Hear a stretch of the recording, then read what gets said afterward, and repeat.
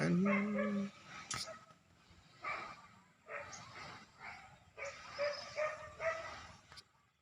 magandang umaga po mga katrabaho. Nandito na tayo sa ating project dito sa Paralaya. Dito sa Barangay Paralaya yung ating ginagawang tulay. Ay, kahapon pala na naikabit na natin yung mga team natin, mga katrabaho, yung mga bakal. Oh. Kahapon binuhat lang natin siya ng mano-mano, bali anim kami po kahapon. Medyo ano siya, mabigat-bigat talaga. Siguro ang kilo nito ay nasa mga 400 siguro. Mga katrabaho or 300, no? Yung bawat isang beam natin mga katrabaho. Ayan, oh. Ayan, tapos nakatali na rin yung mga stirrup din natin dito sa kabilaan, yung mga pundasyon natin mga katrabaho. Ayan. No?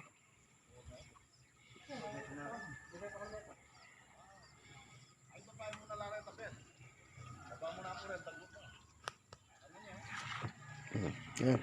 Tapos ang gagawin po natin ngayong umaga ay tataas pa rin natin mga katrabaho. Tataas natin uli yung mga forma natin. Dahil mag-a-adjust tayo ng 2x3 mga katrabaho para maitaas natin uli yung ating mga bakal. Dahil mababa yung ating masyadong makapal pag ito yung sinunod natin sa buhos natin. Kaya kailangan natin na itaasan ng ating buhos natin, yung forma natin mga katrabaho. Kasi pag sinukatan natin ngayon nasa 12 inches na. Kasi yung mga tulay po mga katrabaho, hindi naman talaga dapat na makapal. Ang pinaka dyan, yung pinaka main nila, yung pinaka biga nila mga katrabaho, ito yung dapat na tibayan natin, no mga katrabaho. Dahil itong dalawang biga natin ay halos yan po sa mga gulong natin, nakasentro siya. No, halos gitna po sila, kaya yung dalawang biga na yan ay tatama dun sa ating gulong mga katrabaho. Kaya yan ang dapat natin tibayan pag gumagawa po tayo ng mga tulay, no? Kailangan po kasi yun. Kaya yung mga slab natin, yung pinaka flooring niya, dapat ay nasa mga lang yan, nasa 8 inches lang yung pinakakapal niya mga katrabaho. Kasi yung bakal naman natin dito, top bottom naman siya. Kaya gagamitin natin bakal 10 and saka 12 mga katrabaho. Ayan, nagtatali pa rin si Sipit mga katrabaho. Tapos yung bakal nyo, taasan nyo ng konti. Ayan, di pantay-pantay yung nyo, bakal.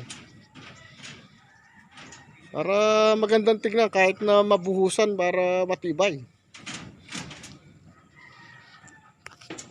Si Sipit, ayun.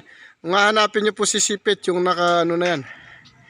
Ayan, Ayan, mekos-mekos na yan mga katrabaho. Ayan, mekos-mekos na. Ayan, naayos na po mga katrabaho. Ayan, naayos ni tito ko. Mekos-mekos na yan. Ayan, mekos-mekos na yan. Ayan. Ayan, mekos-mekos na yan mga katrabaho. Ayan, mekos-mekos na yan. Ayan, napakaganda. Ayan, bali sasapian na naman natin ng 2x3 para tumaas yung ating yung bulos. Yung bulos na iniipit ni Ipit mga katrabaho. Parang tinatanong pala rin ni Ate Demo kung bakit daw tinawag na Sipit. Alam na niya. Tinatanong niya kasi sa akin bakit tinawag na Sipit yun Mayawan ko tanong mo sa kanya. Nagbubulok siya. Ayan po mga katrabaho. Talagang kitang-kita naman sa ating forma pa lang yung bakal natin, napakatibay na talaga Parang nasa DPWH tayo o DSWD. Ayan, nasa DSWD daw, nakakontrata daw si Ron sa DSWD. Mga katrabaho. O DSW, ayan ano ba yan? Ron? DPWH. Kala ko DSWD na. Ano kita? Talaga.